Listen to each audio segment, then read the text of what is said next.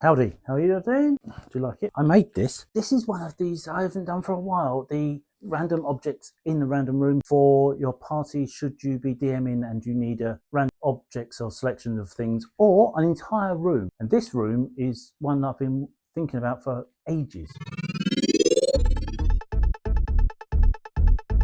So your party has been fighting whatever, an owlbear in a closet, and you need a bit of a respite, but you want to give them a little bit of a challenge, but you want to give your party rewards, lots of goodies. So you enter the room via a door at one end, and it's a circular room, and as you enter, the party pretty much get forced into a room. They can't go around it, they have to go through it. The door shuts behind them. It's a room with a wooden floor, dust on the floors, and all around the outside are wooden weapons, wooden knives, swords, shields, glaives, pauldrons, all that. But that's not what gets your attention. What gets your attention is the middle of the room are 20 tilt-yard dummies. The dummies that used to be in the tilt yard when soldiers used to train in medieval times. A very simple wooden dummy that just spins from side to side. The arms would spin around from side to side like this, and on the ends of the arms, some of the wooden swords that are similar to the ones around the side of the room. It's filled up with these dummies, and they're in lines, and they are continuously spinning, and they're whipping around, going boom, boom, boom,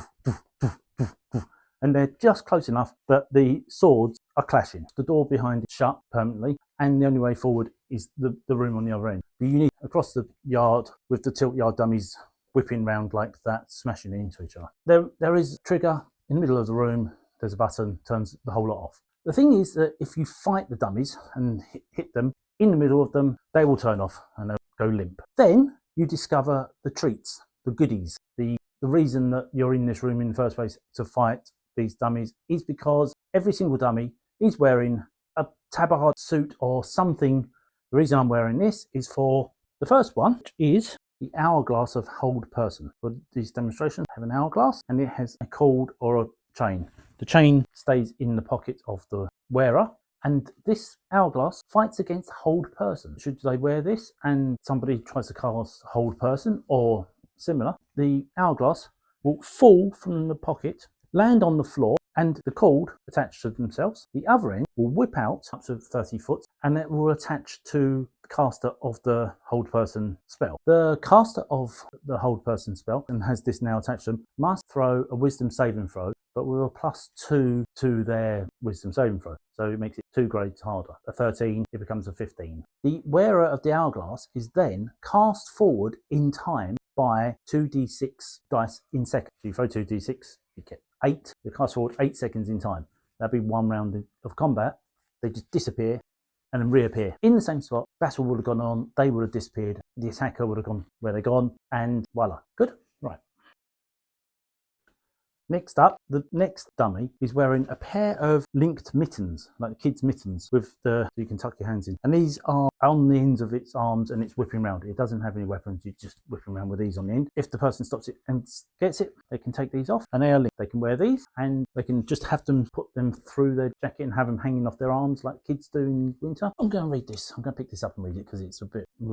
Okay. If the wearer fails a sleight of hand check, the mittens can be used as a bonus action as a force of hand and punch the door or trap with a shielded action. Throw 1 mitten as an attack roll on the object you failed the sleight of hand on and bludgeon it. So you basically throw the mitten, it'll stick to the object and you can bludgeon the door open. But you are shielded against the damage. So you don't take any damage from the wall because these are acting as a cushion. Throw a dex roll with advantage to force the object open or be undone. But the wearer is numb with cold until they have a long rest or a hot bath. So they spend the rest of their time cold. The next one, a pair of multicoloured fluffy cat's ears. They look good. These protect against mind control, obviously.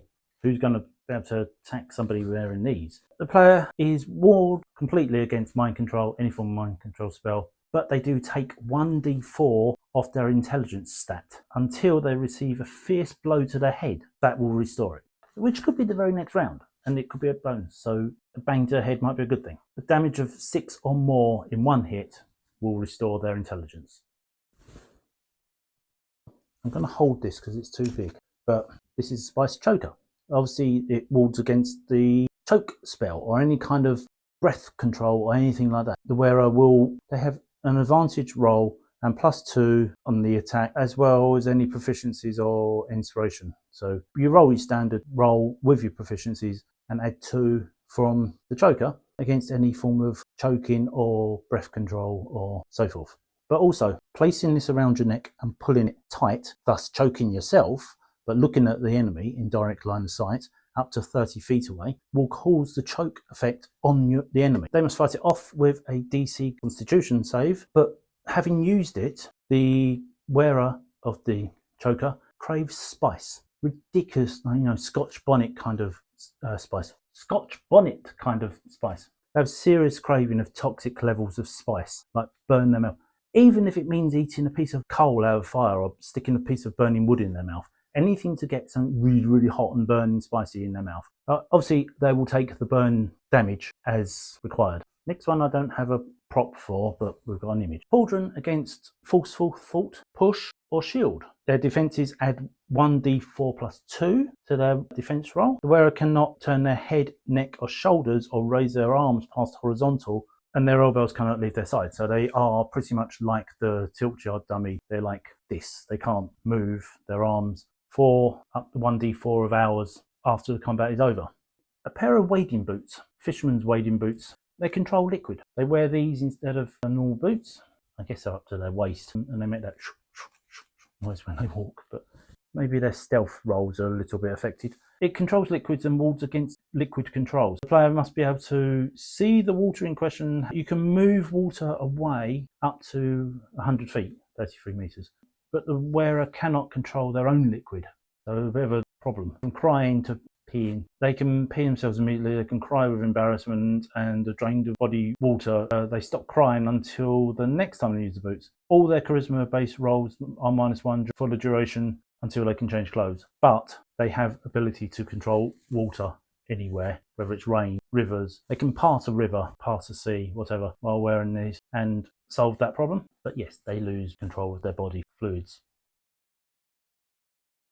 Walking stick with a silver pummel. This is for expeditious retreat. The holder of the walking stick can use it to run and push and move away. They can use it to fight off an enemy, so forth, but it's kind of like boots of haste. But it's a boot of retreat. So you can disengage from an attack and ward off any bonus attacks by their enemy. So if their enemy has an opportune attack, this will just block it without question, and then they can start. And they can move at great speed, but only in one direction. So once they start running, they can't change their direction. They can lean over and kind of guide themselves and run, but their feet will just run in a straight direction. And they will run for the duration of, for 1d6 turns, so up to 6 turns, they can, or up to 360 feet or 120 meters. They can fight and avoid obstacles like opportune attacks and bang trees out the way and whatever, but they can't change direction. If they hit a wall or a cliff or something, they'll just keep running into it. And if they run off the top of a cliff, they'll just keep running, and then hit the water or the ground below, they'll try to keep running. So just as long as they aim in the right direction, all good. You've got a Goliath in your party and you picks up the halfling doing it. He can just hold them up in the air permanently until their feet stop running, and that will work just as well.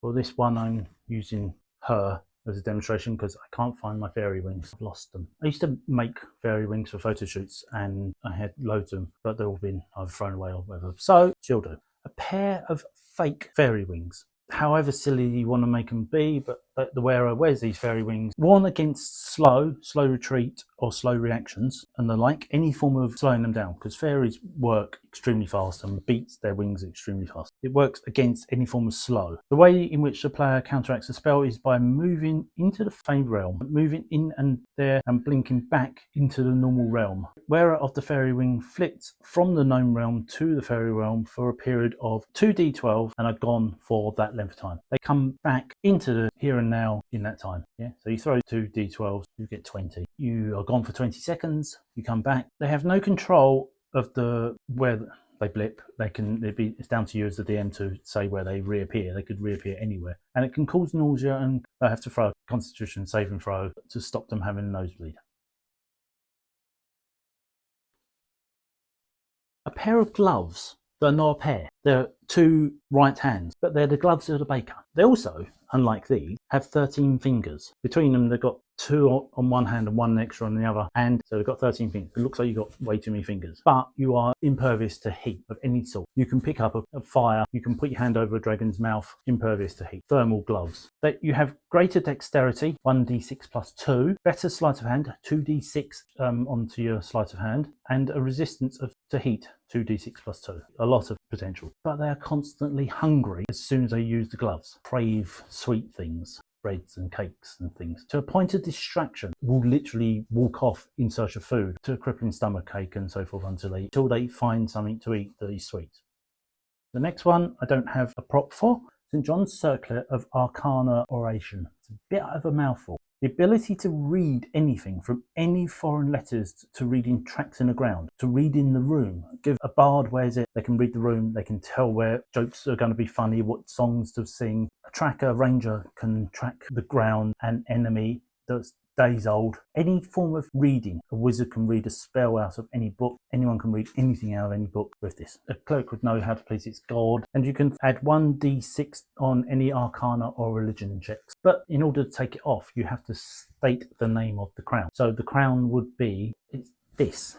And it's not pronounced St. John, like the ambulance. It's pronounced St. John. That's the old way of saying St. John. It should be St. John's ambulance. That's St. John Stevens, politician. So you have to say, I remove St. John's crown of Arcana Oration. Bit of a mouthful, you've got to get it right, otherwise you can't take the crown off. Similar vein, the Tremolades Signet Ring of Utterance. So wearing the ring, an extremely rare item, mind you, the wearer can cast a level 20 spell, even if they are only like level 2 or level 5 or whatever. But the spell will, of course, have a limit and limited power. Throw a d8 to divide the power of the spell by the number you throw. So if you throw a 4, divide it by 4, that's how far it goes down. So, i.e., cast a spell with the power of 100 feet radius will be reduced to 1d8, say 5. So 100 divided by 5, 20, it only goes 24. If it's level 10 spell and it's 10 damage, you throw a d8 and you get 8, you reduce it by 8 times, so it's like it only does it by 1.5, so it's massively different. But it could be really cool because you could cast some amazing spell. You can pulverize something, you can do a level 10 polymorph spell and turn something into like tiny, but you cast it and you divide it and then it has the effects. The wearer will suffer 1d6 plus 4 injury due to the overwhelming power needed above their class to wield the spell, and the removal ring is only possible, like the crown, by uttering the name of the ring. And it's not Tremolades' Ring of Utterance, it's Chummy's. This word, Old English word, and it's pronounced Chumley. Otherwise you will just go around wearing it indefinitely, suffer continued injury each round. So every time you, for wearing it, you just have to keep throwing 1d6 plus 4 and until they can take it off. You, as a DM, do not tell them this or how to pronounce it until they ask you or they strike up a bargain with you. You can bargain with them, but it will cost them something. Some piece of their armor, part of their ability check. They lose a stat, their dexterity goes down by 2, or their wisdom goes down by 2, or something like that. They can learn how to pronounce it only at a cost. Your choice. Evil. Chumley's Ring off. Right, this is the Scabbard of Sanctuary Sally. I've got my jacket back on because in here is a scabbard, and it would have a sword in it or whatever for this purpose.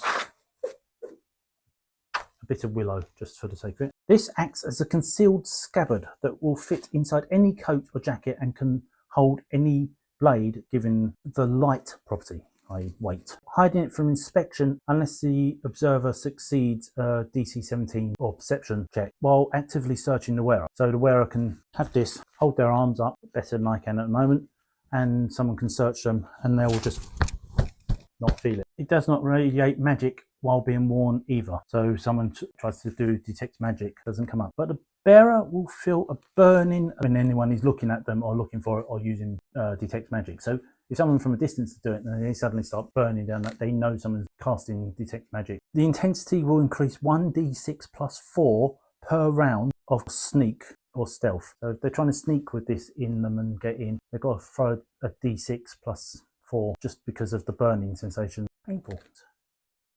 This one, my magical Jeju hat.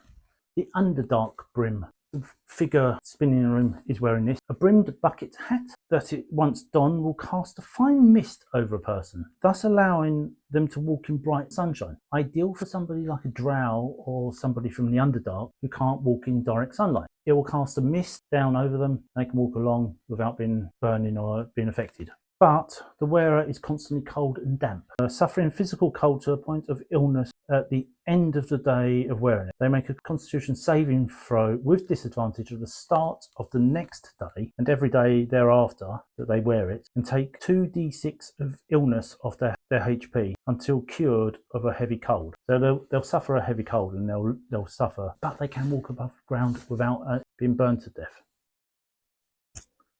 Hanging from the dummy's neck as it spins, whipping round, is a pair of scissors. The scissors are Gawawapol. I don't know. Gawawapol. The player or character holding the scissors has a reaction action or counteraction against mage hand or similar sort of wielding hands and control hand sort of thing. They can cut the wield away. If the spell is cast towards them or their party, the scissors cut the visage and dispel the spell. So they get a hand coming into them. You go like that. It gets cut away, but that will be the player's action. It's the same as a sword, the sword attack.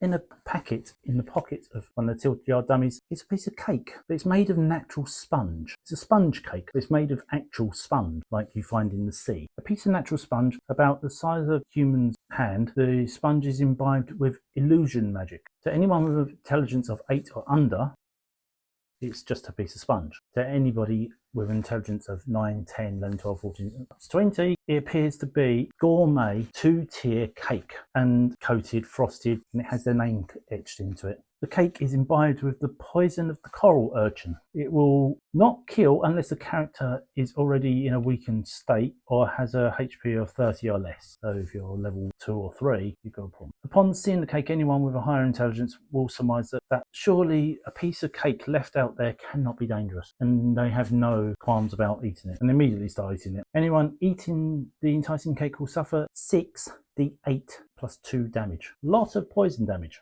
Unless, of course, they're immune to poison, which is great. The cake will, if you put it back in the bag and take it out again, reappears as a piece of cake. And so you can throw it in front of somebody and they'll go, ooh, cake, in the middle of a combat. Only at the end of their poison, being taken poison, can they throw an intelligence or an arcana saving throw to break free of the charm. I forgot I still got this hat on. A spherical sphere of clarifying clarification. Try saying that 3 times when you've had a drink. A glass orb with a screw thread around the centre allows the ball to unscrew into 2 pieces. One half has a ring at the epicenter, thus allowing it to be carried or dropped over a magical object and scoop up whatever's inside without touching it. So you can take it apart, scoop it up. So you can put the sponge in it and do it, and it will show what it truly is. And placing an object in the ball, the object will appear in its natural unimagined state, and holding the glass orb, the bearer will be given clarity of the inner object's true magical abilities. So dropping the sponge in there, put it in there, put it in there, slide it shut, hold it up, and you'll go a bit of sponge. Obviously, if you have an intelligence of 8 or anything else, you'll just stand there going, I told you it was a bit of sponge. That's my intelligence 8 voice. The Stone of Blunting. Anyone holding the Stone of Blunting, though it's not necessarily very big, if they hit a sword or axe or anything, they will blunt that sword instantly. Not just in the spot, the whole sword will blunt. It has the length of grey stone, but it will blunt any sword or any sharp-edged object. The player or NPC must succeed in a strength saving throw. On a failed save, the target must roll all weapon damage twice, so with disadvantage. Holding a stone, however, does put the player's teeth on edge, and it makes them feel really queasy and on edge, even if they are wearing gloves. The sensation remains until someone kisses them and breaks the horrible sensation. The chalk bag filled with white powder. The chalk in the bag can be thrown away, and it can detect invisible, it can detect hidden, it can detect any form of magic. Wearer can throw it around and it will stick to an invisibility cloak, thus making somebody invisible. It's kind of like fairy fire, but it's just a handful of chalk, throw it around. But anybody and everybody is allergic to the dust, and they get watery eyes, And if they fail a constitution check, they sneeze constantly until they can find a herb or leaf with a pungent taste to take away the reaction. But obviously, if you're in somewhere and you're sneezing, you're going to fail a stealth check. You're going to be really obvious. You're instantly going to fail. Doesn't matter. The umbrella of strong winds. The umbrella is hanging off of the arm of one of the tilt-yard dummies as it's spinning around. Anyone can take it and wield it, wear it. It will ward against force, any kind of force attack. Bearer can hold this umbrella up, giving 2d8 of extra onto their attack. Very strong, very good. And yeah, but the problem is that even when this is put down, they will be constantly rained on. So they'll probably just want to keep putting it out and walking around. It's fine, but they will be constantly rained on all day until they lay down and go to sleep and take a long rest. And when they fall asleep, they'll still be rained on until they fall asleep, and then the rain will dissipate. So there we go. This is slightly broken. It's my umbrella from Japan. If you haven't seen on the other channel, which is not related to RPG, it is to do with Out and About. Last year we went to Japan and Korea, and all those videos are on the Climbing Moss Out and About channel. So if you want to know the origins of the umbrella, then that's on there. So there we go. That is the Tilt Yard offerings. Random objects available should your party stumble into the Tilt Yard. If you like any of these, do tell me. Tell me if you use any of them. This is a long video to make because there's a lot of things. There'll be another one coming up which is more clothing, items of clothing. If you have any suggestions for the clothing, random items of clothing that you've come up with and want to share, then do so. Comments down below. And if you like this video and you like these things, there are more of these random rooms. The Cursed and Charmed Objects room is probably still one of my favourites. So go back and look at that. If you like them, hit subscribe and come back. Next time when I'll be doing something completely different that's RPG adjacent or equivalent. And I will see you then. Until then, bye.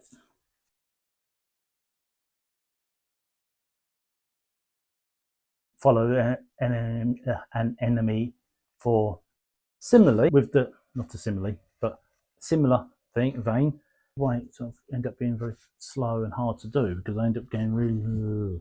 The tilt yard dummy would look like this, and it would spin. Best example: this is Mickey. I've had Mickey since I was 4, and it came from Spain. I'm not opening this indoors. I'm superstitious.